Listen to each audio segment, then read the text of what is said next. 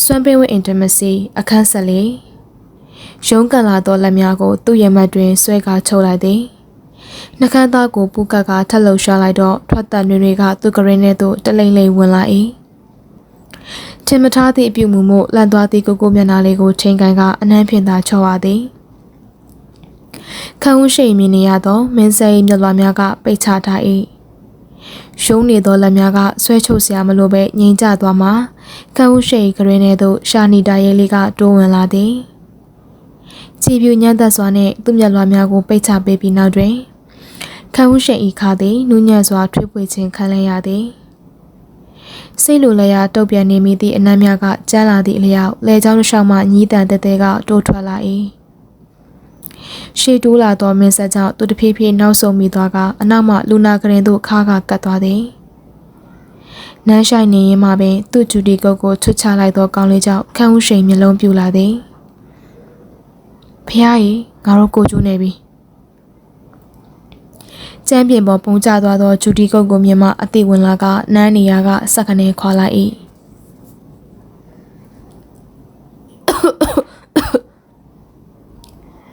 အသက်ရှူကျက်နေဟန်ချောင်းဟပ်နေသောခန်းဦးရှိန်ကိုမင်းဆက်စိုက်ကြည့်လိုက်တော့နှကန်းတွေကမိကြည့်ခဲ့လို့ရဲတွန်းနေသည်ကိုစီမှရှက်တလူလူကြောက်တလူလူအကြည့်များကြောင့်မင်းဆက်သည်ကင်းရောက်နေသောယောက်ျားလေးတစ်ယောက်၏တောင်းတစိတ်ဖြင့်ဥရလာမိသည်ကိုဘာလုံးလို့လဲပြုံးစီစီနဲ့သူ့နာကပ်လာသောကောင်းလေးကြောင့်နောက်လှည့်ပြေးမိလို့တော့လဲလူနာဂရင်ကြီးကခံနေ၏မဟုတ်မင်းဆက်သည်နောက်လဲကြည့်နေသောသူ့တကူလုံးကိုဆွဲဖက်ကဂရင်မော်တွန်းချလိုက်သည်ခြေထောက်၏သုံးပုံတစ်ပုံလောက်ကဂရင်အပြင်ထွက်နေသောခန္ဓာကိုယ်ကြီးပေါ်ကိုထပ်မံတက်ပြီးချုပ်ထားလိုက်၏ဟဲ့ကောင်ဘာမှမဖြစ်ဘူးကိုဒါကြောက်စရာမဟုတ်ဘူးရှိန်တိတ်တိတ်နှင့်ခန်းဦးရှိန်ကဒေါသထွက်နေသည်လည်းမဟုတ်နေရဲနေသောမျက်နှာဖြင့်နေရခန့်ရှိနေသည်လို့ပါမင်းဆက်ခန်းဦးရှိန်မျက်နှာနာသို့ကိုကား၍တိုးကကနှစ်ထင်းကိုတစ်ချက်ဖိနှမ်းလိုက်၏ပါဇက်လို့၍အတန်တိတ်ဆဲနေသည်ကိုလက်လျူရှုကမင်းဆက်သူ့ဆွဲတာကိုဆွဲချွတ်လိုက်၏ခန်းဦးရှိန်ဘောင်းမီကိုပါဆွဲချွတ်ပေးနေသည်မို့သူကြောက်ဝါလန်ပြန်ဆွဲထားရသည်မင်းမိဘာလို့မလို့လဲဘောင်းမီချွတ်ပေးမလို့လေမချွတ်နဲ့ဒီတိုင်းလို့ဖျားဟူ၍ပါဇက်အဟောင်းသားဖြစ်သွားသောကောင်လေးကိုခန်းဦးရှိန်မျက်နှာလွှဲလိုက်သည်ကိုအဲ့လိုနော်ပြောရင်းဆိုရင်ဂရင်ဘေးကအန်ဆွဲကိုဖွင့်ကအထဲမှကက်ကြီးကိုယူကခန်းဦးရှိန်တယောက်စက်ခနဲတုံသွားသည်ချွတ်မယ်ငါချွတ်မယ်မလုံးနဲ့အဲ့ဒါနဲ့ထိုးမိကုန်မယ်စူပါဘွားပြောနေရင်သူ့ဘောင်းမီကိုဆွဲချကဒူးလောက်ရောက်နေသောဘောင်းမီအစာကိုခြေထောက်ဖြင့်ကန်ချွတ်လိုက်၏ဘောင်းမီချွတ်ပြီးနောက်မြင်လဲရသောဘောက်စာကိုကြည့်ကမင်းဆက်ခွတ်ထိုးခွက်လန်ရှိမိသည်အသေးပါပြီစပိုင်ဒါမန်ပုံလေးနဲ့ပိတ်ကိုမြင်ထုံနေသောစပိုင်ဒါမန်ပုံကဘောက်စာတစ်ခုလုံးမှာနေရာယူထားသည်ကိုမင်းဆက်သေးချာကြည့်၍တက်လိုက်ရှိသည်သူ့ကိုဟာနေသောကောင်းလေးလေကိုဖျန်းကနေရိုက်ချလိုက်တော့အိမ်ကနေချွဲတန်လေးကထွက်လာ၏ငါကြိုက်လို့ဝတ်တာမင်းနဲ့ပါဆိုင်လို့လာရည်နေရလဲရဲ့ပြပြနဲ့ဆဲပစ်လိုက်တော့လေခေါင်းခါရှိနေရင်သူ့ဘောင်စာကိုငုံနှမ်းလာသည်ဘာလို့စပိုင်ဒါမန်လေးကိုချစ်လို့ပဲအော်ရှာအတန်လေးနောက်မှာတော့အစဲတစ်ခုကကက်မြေကက်ဆဲခန်းဝန်းရှိန်ရေးဆွဲတာကိုသူဆွဲချွတ်တော့နေရခန့်နေရန်ပြန်ဆွဲထား၏ဘောင်းမီတောင်ချွတ်ပြီးပြီကိုအိမ်နီကြမှာဘာလို့တင်းခံနေသလဲသူနားမလဲစွာကြည့်တော့အောက်တန်တက်ဖြစ်တာတင်းခံထားသောလက်တို့ကိုဖြီးချလေသည်ဆွဲတာကိုဆွဲချွတ်ပြီးမြင်လဲရသည့်ခန္ဓာကိုယ်ကြောင့်မင်းဆက်မျက်လုံးများပြတက်သွားသည်မယုံကြည်သလိုတန်တရားနှင့်ခန်းဦးရှိန်ကိုကြည့်လိုက်တော့တစ်ဖက်ကိုမျက်နှာလွှဲထား၏ဒါကရှင်မဲဖြူဆွပေါ်မှတက်တူးကိုကြည့်၍မင်းဆက်ကြောင်းအနေသည်ထိုးထားတာမကြသေးသည်မှာတည်တာစွာဘေးကအသားများနေရဲနေသောတိုက်ဟူသည်စာရန်နှင့်တိုက်တူ ကိုကိုဒါကျွန်တော်နာမည်လားယင်တို့ဖြော့ဖြော့အမေကိုမျက်နှာလွှဲလျက်ခေါင်းငိမ့်ပြလာသည့်ကြောင့်မင်းဆက်မျက်ရည်များဝဲလာသည်အကြောက်တယ်မဟုတ်ဘူးလားကိုကိုသည်နောက်ထပ်တစ်ချိန်သူ့ကိုမကြည့်ဘဲခေါင်းငိမ့်ပြလာသည်ထိုအခါမျက်ရည်တစ်ပေါက်သည်မျက်ဝန်းညွညွ၏တောက်မှလိန်ကနေစီကျလာသည်ဘာဆိုဘာမှဆက်မပြောလာသည့်ကောင်လေးကိုခန်းဦးရှိန်စောင့်ကြည့်လိုက်တော့မျက်ရည်တွေကျရင်သူ့ကိုစူပုတ်ပုတ်ကြည့်နေရတွေ့ရသည်ငိုနေရအောင်မင်းကခလေးလားစိတ်ကလည်းပြော့လိုက်တာခတ်တိုးတိုးရွရွနေသောသူကိုကောင်လေးကဆွဲဖက်ရင်ထက်ငိုနေပြန်ပါသည်ထိုအခါသူကိုယ်တိုင်ပင်မင်းဆိုင်ပခုံးပေါ်ကောင်းမိရင်ကြည်နူးမှုတသိမ့်သိမ့်ဖြင့်မျက်ရည်ဆိုမိသည်ကျွန်တော်အရင်ချစ်တာပဲကိုကိုရလေးနဲ့ချင်းနဲ့နူးညံ့မှုတို့ဆွတ်နေသည့်ချစ်စကားရင်ခုန်ခြင်းဖြင့်တက်သေးထူသူကသူ့ကိုယ်သူခတ်တင်းတင်းပြန်ဖတ်ထွေးရတာဘာလို့အသားနာခံပြီးထိုးတာလဲဗျာကောင်လေးကမချစ်တင်ငယ်ရရွတ်လာတော့အခါသူ့အဆက်သေးစွာပြန်ပြေးဖြစ်သည်မင်းနာမည်ကိုငါခနာကိုပေါ်မှာရှိစေခြင်းလို့ရုံရင်းစကားတိုက်နေသောလေပင်ကြောင့်စင်ရုံအမိုးနှင့်ကုတ်ကိုပင်အရွက်များ၏ပုတ်တိုက်တန်းကတရှက်ရှက်မြည်နေသည်ဆရာဝန်အနှဲငယ်နှင့်လုံခြုံရေးသာရှိသောညနေအချိန်ကြီးဖြစ်သည့်ကြောင့်စင်ရုံကြီးက6ကန်နေ၏လူသွားလူလာရှင်းလင်းသောလမ်းမကြောင့်ပါခက်သက်သက်ရဝန်းတစ်ခုဟုသမုံနိုင်သည်စင်ရုံညာဘက်တောင်စုံ၏3ကကျော်က VIP ခန်းတွင်ဖြစ်သည်အခန်းကစိုးထိုင်းစာများရှိသောလဲစိတ်ချမ်းနေခြင်းတော့မဟုတ်နွေရာသီဖြစ်သောကြောင့်လဲပါမည်နေရာအနှံ့6သွေးနေတော့လဲလူနာကရင်တော့မပါပါချေခန်းဦးရှိန်သည်စီကရက်ကိုတစ်ချက်ရှိုက်လိုက်ရင်ပရင်းပေါအပြင်ဘက်သို့လှမ်းကြည့်နေမိသည်နွမ်းနယ်နေသောခန္ဓာကိုယ်နှင့်ခေါင်းခဲခဲကြောင့်စီကရက်ငွေများကြားမှသူဟာငြိမ်သက်လျက်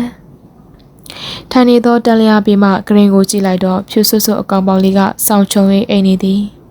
သူခမရလဲတိတ်ပင်ပန်းမည်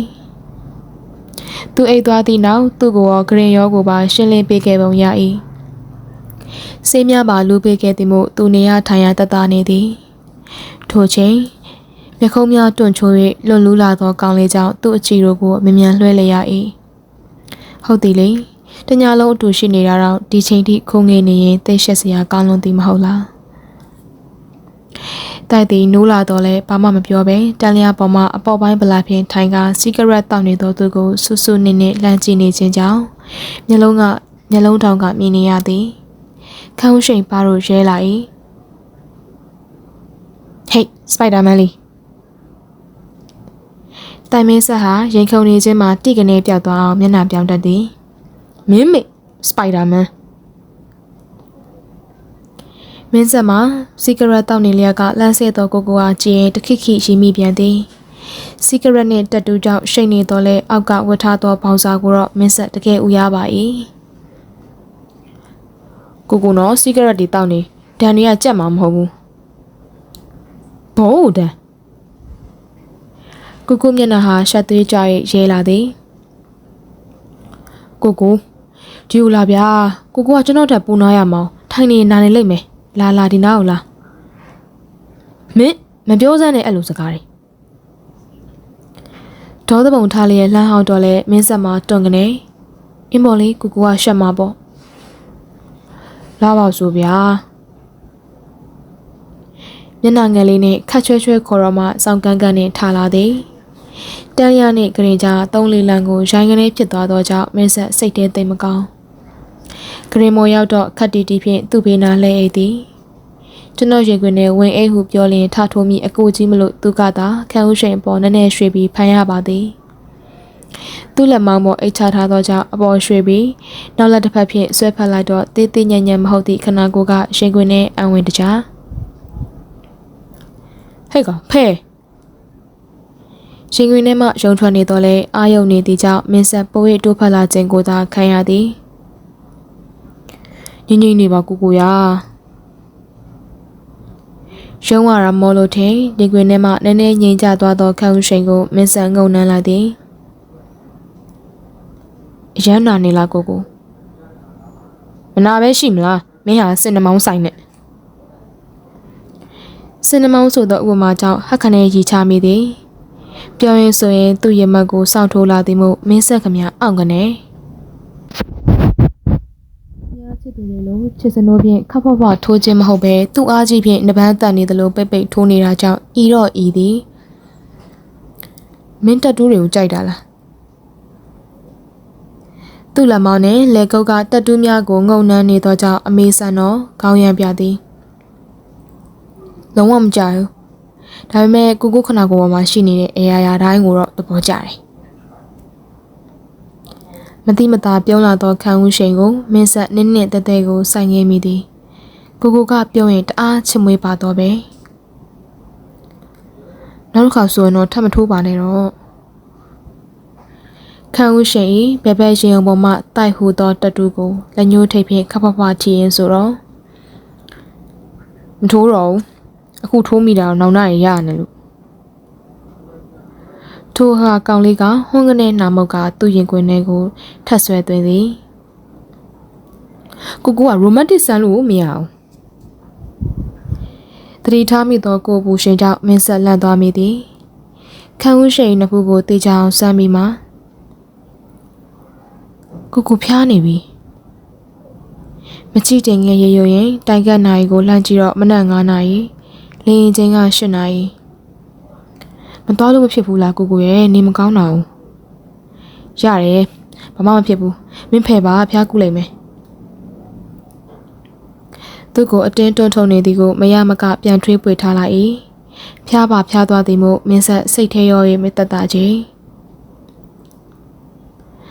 နာကြောအချိန်ရတယ်အိတ်လိုက်တော့အထုပ်ပိုးတွေပြင်မိပြီမလားကောင်းငင်းပြတော့ကို၏ပါပြင်နာထိရောက်အောင်ဆောင်းကိုဆွဲချုံ၍ကြောပြင်ကိုပုတ်ပြီးကချော့သိမ့်မိသည်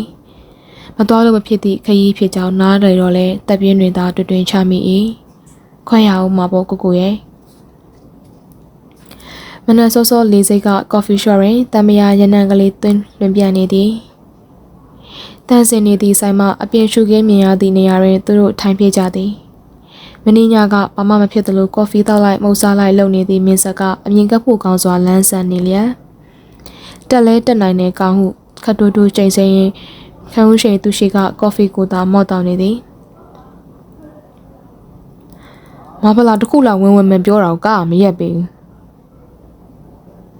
သူ့လည်းပင်ကအနီကွက်များကိုဖိပွန်နေရင်ပွားစီပြောလေသည်ခိုင်းချုပ်ကြီးကလည်းသူ့တပည့်တွေမြင်မာတော့ရှက်ပုံရသည်လင်းပေါ်ရအောင်ကျွန်တော်ပေးရစီတီချာတောက်နော်အေးကြီးတွေလည်းတောက်မနေနဲ့ရခဲမို့လည်းမစားနဲ့အဲ့လိုတခြားလည်းတအားမလုံးနဲ့မင်းမင်းကြီးတော့ငါကိုဝင်ဆောင်တယ်လားအုတ်သေးသူတယောက်လိုဂယုတဆိုင်မှာလာသည့်ကောင်လေးကိုပတ်ခနဲ့ပြန်ပြောတော့ခတ်တိုးတိုးရှိနေသည်ကိုဟာကိုဝင်ဆောင်တဲ့ထက်ပိုဆိုးပဲလေကိုမသိဘူးလားစပွဲကုံအောင်မှာပေါက်ကြားတက်တဲ့ကိုပြစ်ဝင်လာသောခြေထောက်ကန်ချက်ကြောင့်မင်းဆက်မျက်နှာလေးရှုံမဲ့သွားသည်အဲ့နေရာတစ်ခုခုဖြစ်သွားရင်နောက်ကတူတူနေလို့မရတော့ဘူးနော်ဤတောင်မနေတော့မင်းနဲ့မင်းညာနောက်ဆုံးပဲကော်ဖီကိုဖဲ့စားနေရင်ပေးဆောက်ဆောင်ပြောတော့မင်းဆက်ကမယုံသလိုနှာခေါင်းရှုံပြသည်ကိုမနေလဲကျွန်တော်အတင်းနေမှာနောက်တစ်ခါလာနေလို့ရှိရင်မင်းတော့စင်နှမောင်ကလိန်ချိုးပြမှာပေါင်ကြားတက်တဲ့ကိုလက်ညှိုးလှမ်းထိုးရင်ဝမ်တိန်ပေးလာသည်ကတကယ်လုံးမိပုံမျိုးမင်းဆက်နှမောင်းမိန်ကျိန်သွား၏ခရီးတော့လို့ဖြစ်ပါမလားစိတ်ပူတယ်မျက်နှာနွမ်းကိုသတိထားပြီးတော့ကိုကိုနှစ်ဖူးကိုလက်ဖြင့်ဆန့်ရသည်နှွေးနေသေးသည့်အပူရှိန်အချင်းခံကညကချွေးအေးပတ်သွားတာဖြစ်မည်ဘာမှမဖြစ်ဘူးလို့အကုန်လုံးလိုက်စိတ်ပူနေအောင်ငါကခလေးလားသူ့လက်ကိုပုတ်ချရင်အေးအေးသာသာပြန်ပြောပြန်သည်ခလေးတော့မဟုတ်ကိုကစပိုက်ဒါမန်ကိုစပိုက်ဒါမန်တိုင်မင်းဆက်ဤပြုံးဖြဲဖြဲလုံနေသည့်ပုံကအသက်ပြည့်ပြီးသားယောက်ျားတစ်ယောက်နဲ့မတူ9နှစ်သားရွယ်ခလေးပေါက်မျက်နှာပြောင်နေခြင်းဖြင့်တူနေသည်ကိုကြီးစားကိုနောက်ဆရာမတ်နေသလားဟုတွေးလိုက်မိပြန်တော့လဲခံဦးရှိန်မှာတမျိုးလေးခံစားရသည်ကိုကော်ဖီကိုဇွန်အသေးလေးဖြင့်မှွေနေရင်မှခေါ်လာတန်းကခတ်ချွဲကိုကကျွန်တော်ကောင်လေးဖြစ်သွားပြီနော် သူ့လက်ဖမိုးကိုလာအုပ်ကန်သောတဲပြောင်းပြောင်းလက်ချောင်းများခန်းဦးရှင်ရင်နဲ့စိတ်ကနေနှွေးသွားသည်ရှက်နေသည်လားစိတ်လှုပ်ရှားနေသည်လားတော့မသိတော့တဒိတ်ဒိတ်ရင်ခုန်တန်းကြောင့်အောင်နှခမ်းကိုဖိခိုက်ထားမိ၏ငါမင်းကောင်လေးတူးညင်းညင်းပြော၍စိုက်ကြည့်လိုက်တော့သူ့ကိုပြုံးရင်းနေသည့်ကောင်လေးအုတ်ကိုင်ခံရသောလက်မလက်ချောင်းများနှင့်မင်းဆက်၏လက်ချောင်းများကိုတိုးရှက်စုပ်ကန်လိုက်သည်တခြားဘာမှမလိုပါဘူးဒီလက်တွေထာဝရမြဲဖို့ပဲကျွန်တော်တောင်းဆိုပြုတယ်ကိုလေရင်ပေါ်ရောက်သည့်အထိခန်းဦးရှိန်အတွေးရကြောကမပြတ်သေးတိုက်နဲ့သူနဲ့ကရီးစားတွေဖြစ်သွားပြီးချစ်သူစဖြစ်ဖြစ်ချင်းဂရင်မော်ရောက်သည့်အဖြစ်ကိုတွေးမိတော့နည်းနည်းရည်ကျင်တာအေးလေမင်းကလေးမှမဟုတ်တာဖြည်းဖြည်းချင်းစင့်တက်တာတွေမူးနေတာတွေမလိုပါဘူးတောက်ထဲပြောနေရင်ရှက်ရှက်နဲ့ပြုံးမိသည်ရီးစားမဟုတ်သည့်တိုင်ချစ်ဦးသူဟာကိုထက်ငဲသည့်ဆရာဝန်လေးတယောက်ဆရာဝန်နဲ့ချစ်ရတော့လေပထမအဆုံးကိုတော့လူနာကရင်ချင်းချင်းလေးမှာကုံဆုံးရတယ်လို့ငါနဲ့ဂရင်းဘောက်ကိုမျက်နှာလဲ၍ပြုံးတုံတုံကြီးလှုပ်နေသည့်ခန်းဦးရှိန်ကိုသူ့မန်နေဂျာလွင်ဦးကတတိထားမိတော့လဲဘာမှတော့မပြောရဲမင်းဆက်ဆေးရုံနဲ့မြောက်ကြွကြွဝင်လာသောမင်းဆက်ကိုကောင်တာမှဟန်သွေးကလှမ်းခေါ်သည်မင်းမင်းညတော့ဂျူတီကြတဲ့အခါအဲ့ရခင်းကြီးပဲရောက်သွားတယ်ဆရာမလေးကပျောက်နေလို့တဲ့လူနာစင်းရင်ခက်အေးအေးပြောတော့မလုံမလဲသူကမျက်ခုံးများပင်တက်သွားသည်ငါယူထားတာဘာလို့တော့ပေသွားလို့ရှော့မလို့တလုံးချင်းတွန့်ဆုံဆုံပြောလာတော့သူကိုသူနာပြုဆရာမလေးများနှင့်ဟန်သွေးကအလုံးလုံးနေရင်မော်ကြည့်သည်ဆရာရဲ့ကော်ဖီတွေပါပေးသွားလဲ staff တွေရှော့ပေးမှာပေါ့သူတို့ပေးလိုက်ဆရာဝန်ကရှော့စရာလားဆရာမလေးတယောက်ကခါဟာရှိရင်ပြောတော့ဟန်သွေးကလည်းထောက်ခံသည့်ပုံဖြင့်မေးဆက်ပြကနားနေကန်းထဲမှာလာဟုမိကအေရခင်းသွားယူမိပြင်တော့ဆရာမလေးကိုသူ့အလန့်တကြားလှမ်းဆွဲရသည်မဟုတ်ဘူးကော်ဖီမဟုတ်ဘူးကျွန်တော်အိမ်ယူသွားရှော့မဖြစ်မှာမလို့ရှက်ရှက်နဲ့အန်လီကြိတ်ခါပြောတော့ဟန်သွေးကခွတ်ထိုးခွက်လန်ထားရည်သည်မင်းမကြီးမငယ်နဲ့ရှူပေါက်ချတာမလားအကုန်လုံးကလည်းဟုတ်လားဆရာဟူ၍ရောင်ဝါးဝါမေးကြတော့မင်းဆက်ကွိုင်းတက်လေပြီမဟုတ်ရင်လည်းပြီးမှမဟုတ်သည်မို့အကြည့်လွဲ၍ခေါင်းဆက်ဆက်သာညင်ပြတော့အားလုံးကဝလုံးကွဲရှိကြသည်လက်ခုပ်လက်ဝါးတီကအာရပါရရင်းနေသောဟန်သွေးကိုထိုးနှက်ပစ်ခြင်းစိတ်ဖြင့်ပူးကြည့်ကြည့်ပြလိုက်သည်